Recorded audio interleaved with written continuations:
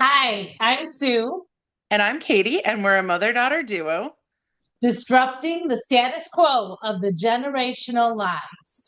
And today we're going to talk about boundaries and why it's so difficult for women to set boundaries when they get to a certain level in their career.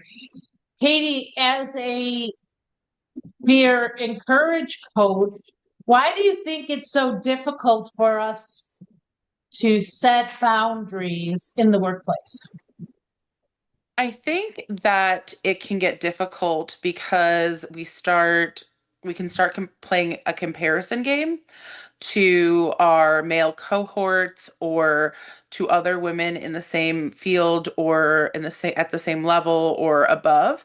And so when we're playing that game, we're like, oh, if I set these boundaries, then I'm not going to set myself apart from everybody else. And so I'm not going to create boundaries for myself so that I can set myself apart from everybody else.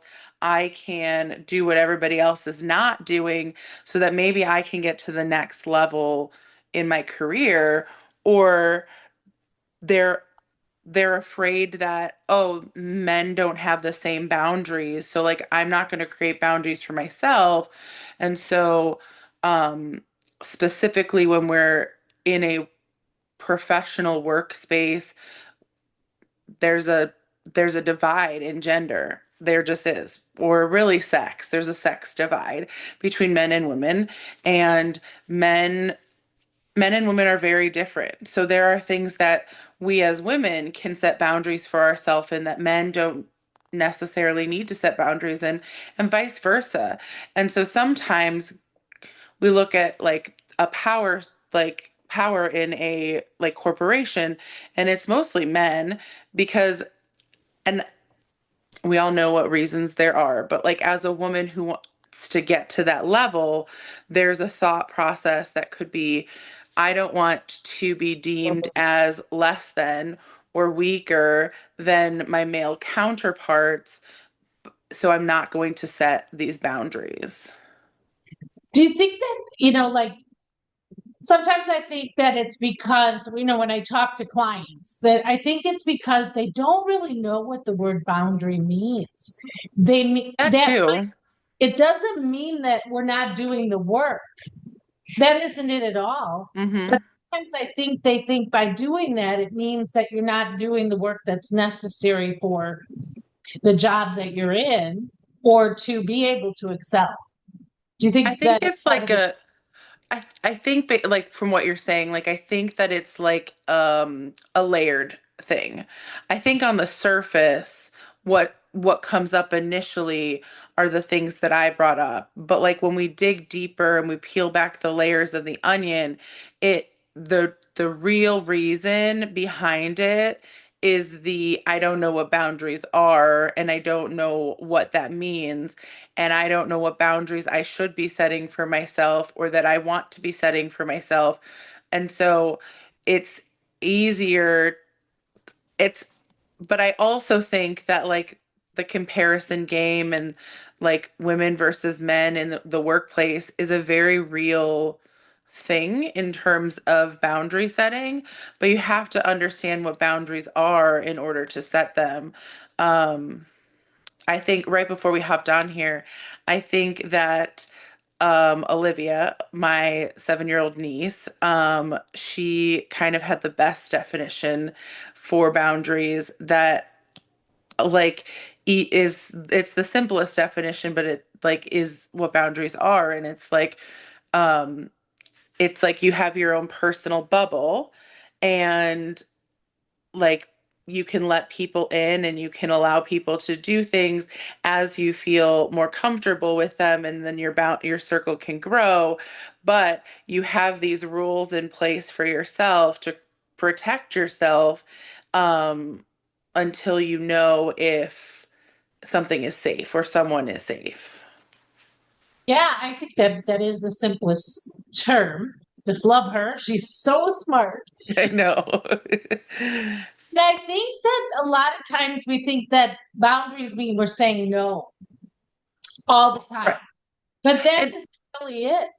No, and a boundary can be that you're saying no. Like if something doesn't align with what you want or what you have in place for yourself, a boundary could be no. But that's like a boundary is something that you are okay with and that you are going to take on.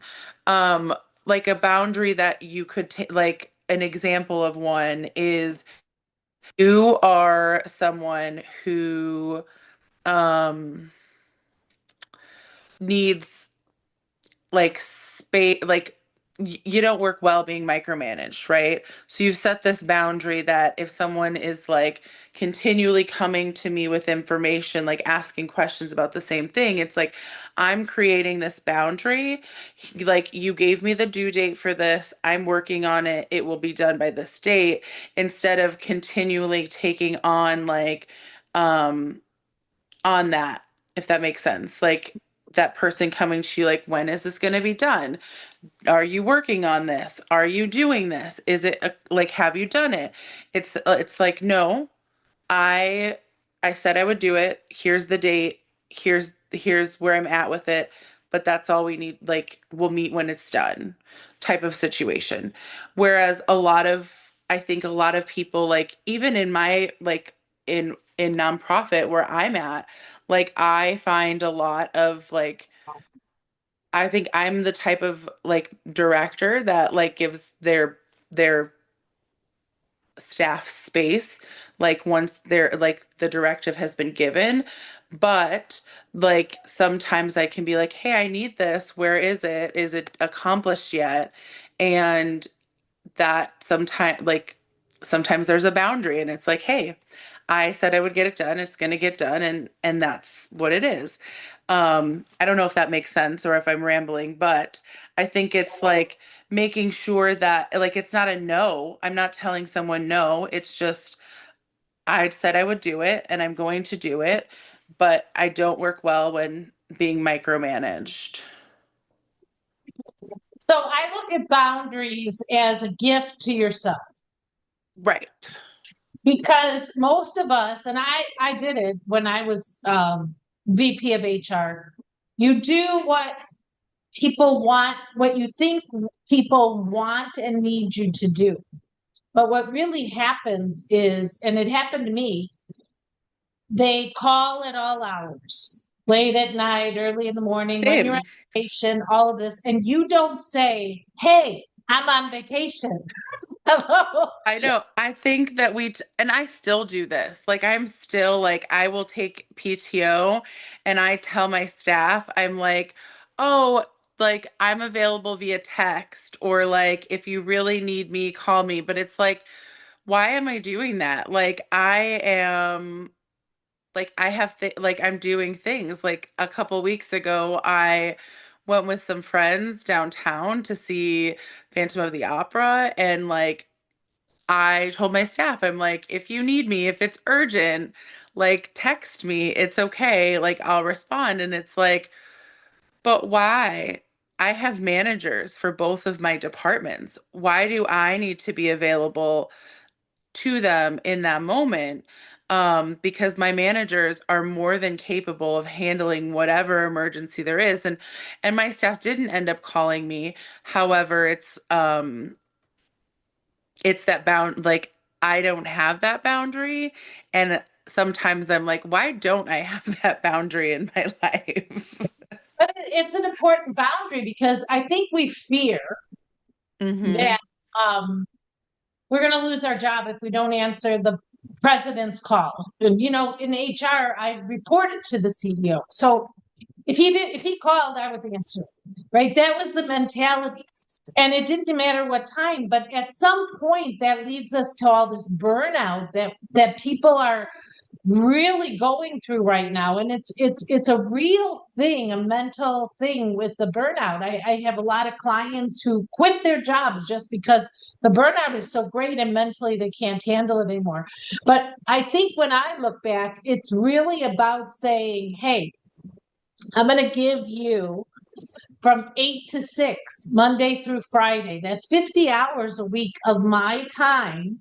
That's only yours as a VP of HR.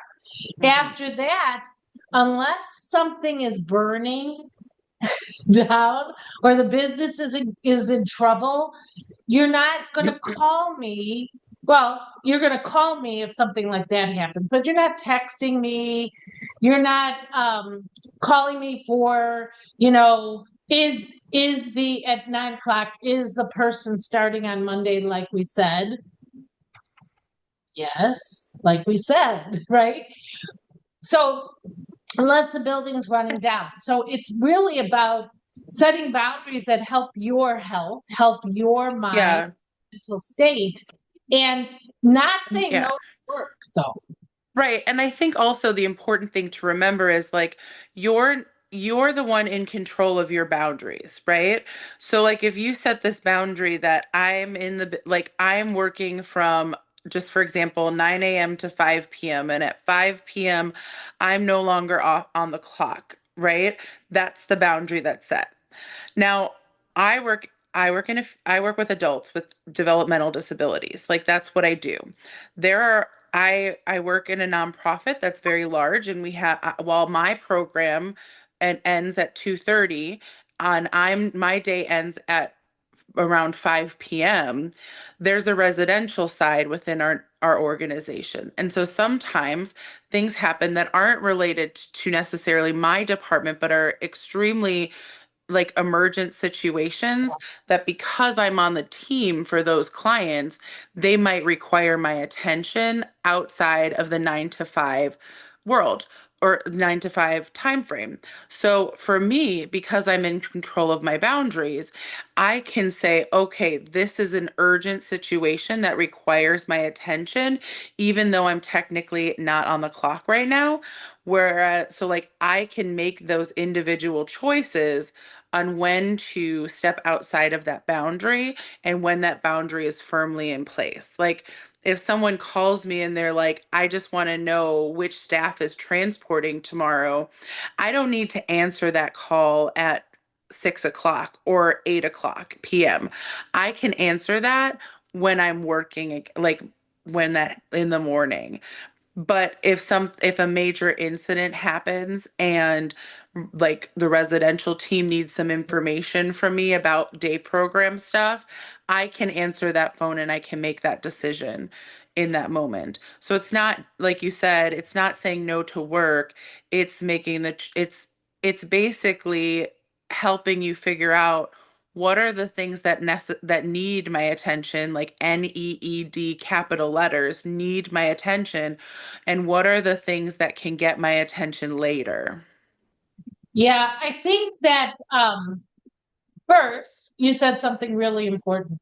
We actually create the stress, the anxiety, the burnout. We created it from day one when we decided that we were going to work every day of the week, 10 or 12 hours a day. And I know because you and I did it. We did 8 a.m. to 9 p.m.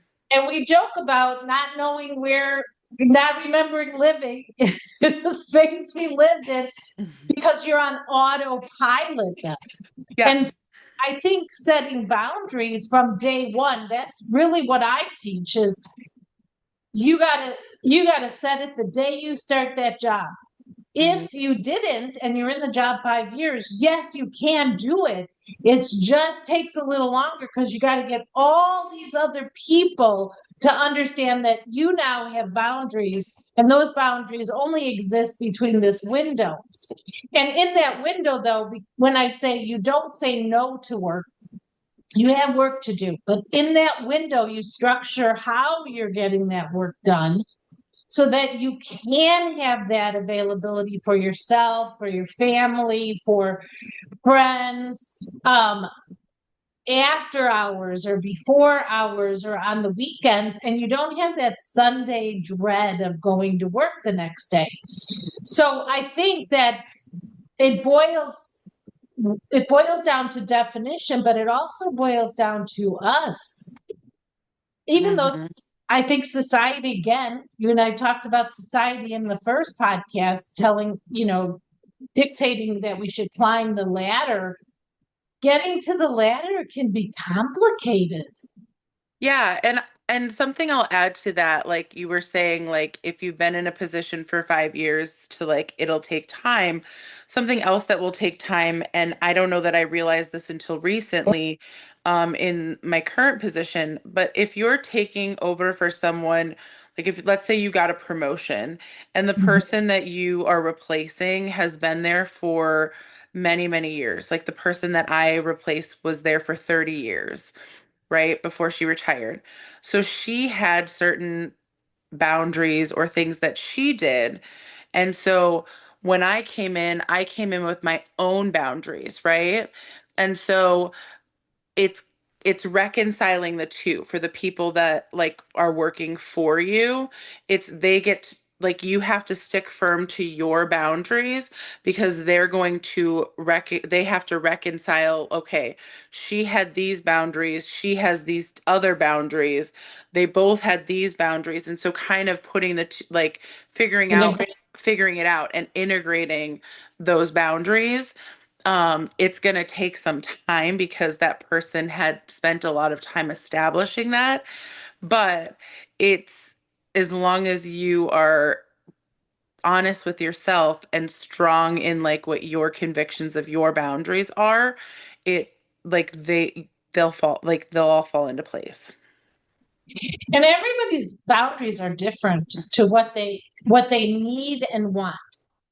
There are people out there that can work every day of the week and they're fine. But there are other people, most of us, the majority of us, Hmm. need to have space and time for ourselves. And Hmm. I think that when we don't have that and we get that burnout and that mental drain, I don't want to call it even a depression, it's more of like a drain. Um, when you set boundaries, you actually will have people that don't want to have anything to do with you anymore because they like Yeah. the way you are, and that's okay. You have to just let them Hmm. go.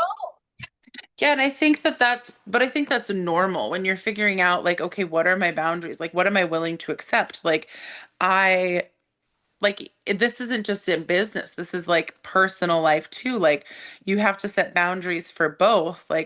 I I had what I thought were amazing friendships for a long time.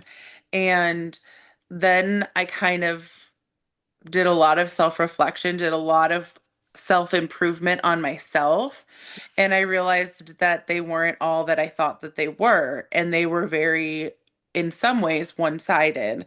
And so I started setting some boundaries, and a lot of people didn't like that. And as a result, I lost a lot of friendships that I thought were like lifelong friendships. And it all ends up being, I think the point of this is that the people that you're going to lose in your life because you've set boundaries that work for yourself, those people were there to teach you something. And maybe it was to teach you that you needed those boundaries in your life to protect is not a word that I want, like, is not the right word. It's to preserve your self-value and to preserve your um what you need, to preserve your needs.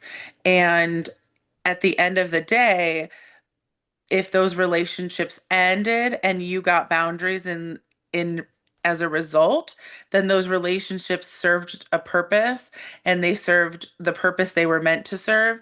And then you get to find the relationships that are right with people that they don't want to cross your boundaries. They respect your boundaries. And those are the lifelong people, the people that lift you no matter what phase, whatever, what season of life you're in, they're lifting you and they're cheering you on, Hmm. so to speak.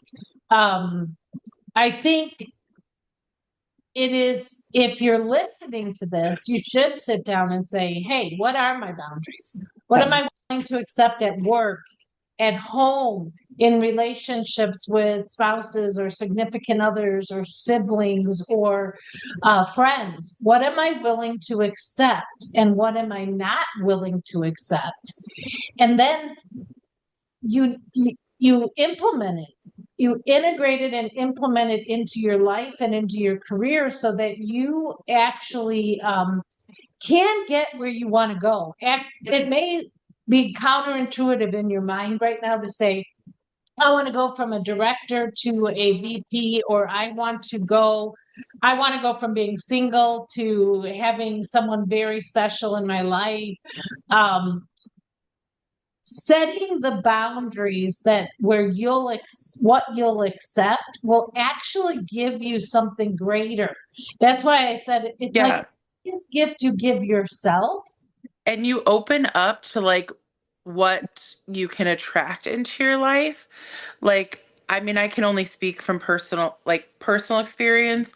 And I mean, yes, to some extent, like what I've learned from like different clients and stuff, but like from my own life, I early last year I had a job that I loved my clients, but the energy in the organization was toxic and it was awful. And so I kind of sat down and I was like, what do I want? Like what am I willing to accept? What am I not willing to accept? What am I looking for? And I will always credit my very good friend Crystal, who was on our podcast 2 weeks ago. She sent me a job description and I applied for it was a director of program development job and I applied for it and I interviewed for it and the person who I interviewed for was my boss, would have been my boss, is my boss. But I met with her and I just instantly knew that this was the place that I was supposed to be a part of.